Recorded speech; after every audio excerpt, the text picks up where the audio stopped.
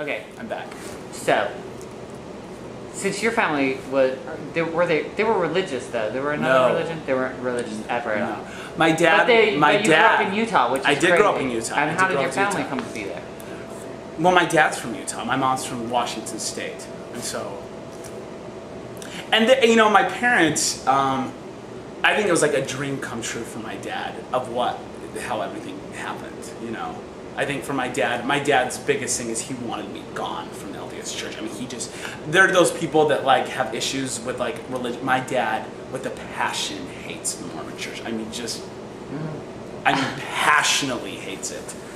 I mean, and so for me, you know, there was a little bit of force within me that my rebellion was staying in it to kind of piss my parents off, you know, a little bit. Like I just was like, because they were so upset that I was there. But then it ended up, it really ended up, babe, close the door.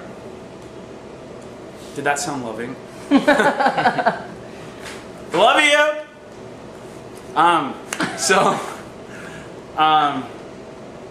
But I mean, it just, I don't know. I guess as a child, I know, like when I see people, when I was watching the one guy that was talking about the actual guy who was emailing that guy that committed suicide, and I was like, because you know, and this is like, you don't ever want to be that person that's like the TMI person that's like, when I was raped, and like that goes around saying all these things that happened to themselves. But like, you know, I've been there. Like, I mean, and I'm sure, I don't know if you guys have been there, where I'm a happy person by nature, and I just feel like I'm a happy person. I always have, and I've always loved life very much. And I remember this happened when I was 24, and I remember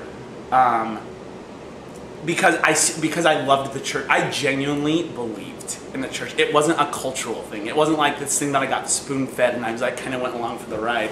I literally believed every bit of it, and I protected it like in this like safe box because my parents were constantly stabbing at it. Every time my dad called me on the phone, and well, I remember when Elizabeth Smart got found, he was like, you know, those people that committed Elizabeth Smart, you know who they're a spitting image of, Benny? I mean, he's found a way every time, like, who? And he's like, Joseph Smith. You know, it's like, you know, they would not let it go because my dad was so afraid of what was going to happen to me being in it. Right? But I mean, but I really did, and I loved it, and I loved the idea of the temple, and I loved the idea of really at the end of the day, it was my last chance of there being a cure to take away something that I thought was really bad. And so, but I remember it was like January, and I wrote this letter, you know, to my family, and I'm like so dramatic. I'm like, I just could not, like, I was like, I'm just gonna go like up to the mountain and like say that this is what I'm doing. And I'm gonna go up with some friends. I like staged this whole thing, and then I was like, thought I was just like gonna like walk into this river and just like drown myself. And I remember laughing about it before I was gonna do it because I was like, this is so ridiculous because I don't want to do it. Because I don't want to do it because I'm not depressed.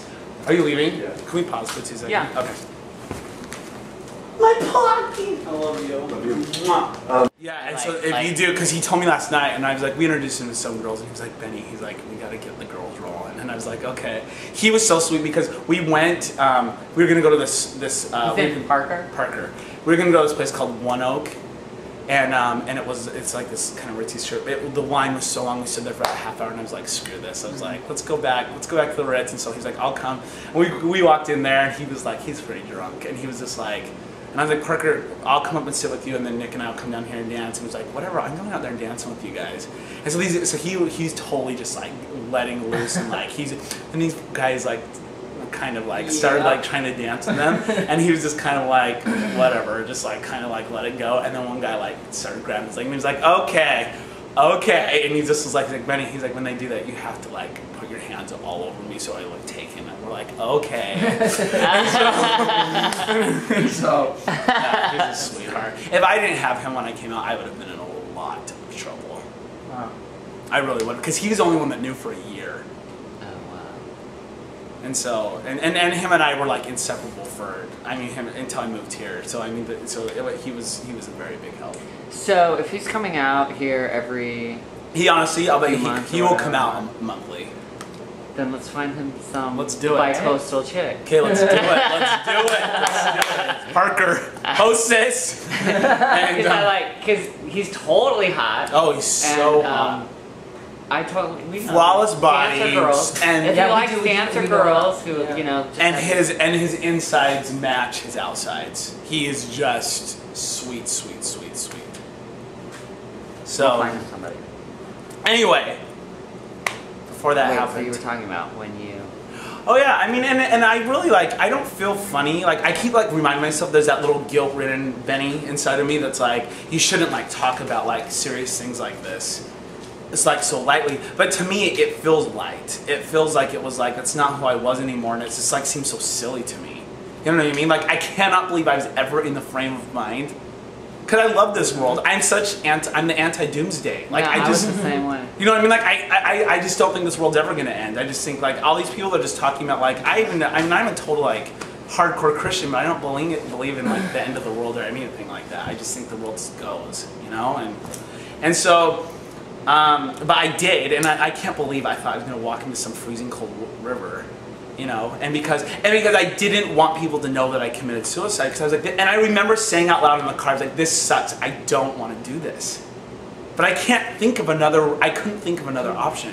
Where did all the fear come from? Well, it came from the church. All of it came from the church, because I went to my bishop, and my bishop, okay, so Parker knew, and I did go to my bishop, and I said, look, but I spun it off oh, I have this girlfriend, because I did, and I was and I was I don't know what, there's just this, and he was well, you know what it is, it's the dark side, coming out, and he did, and he gave me a blessing, which is so interesting, because I told you, I'm the craziest journal keeper in the world. I have my entire life documented since I was 7. To this day, I don't go longer than 3 days without writing everything I see, everything I feel.